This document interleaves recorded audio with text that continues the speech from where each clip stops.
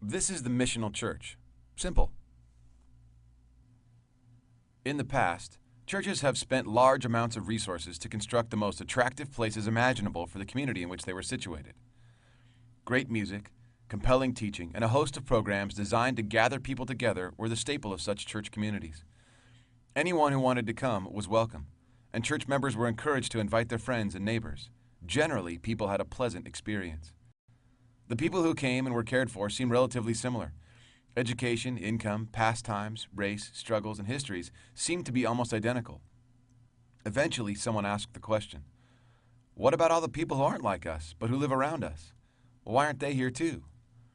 In response, the church increased its marketing budget, direct mailing the community, taking out ads in local papers, buying radio time, releasing a fresh web page, and offering to host the world's greatest event.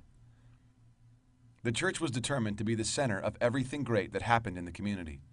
Church members began to rely on the church to do the work of conveying God's story in the world. If someone could be brought to an event, they could hear about Jesus from a professional teacher. Inviting people became synonymous with evangelism. The missional church, on the other hand, empowers its members to be the church in the community.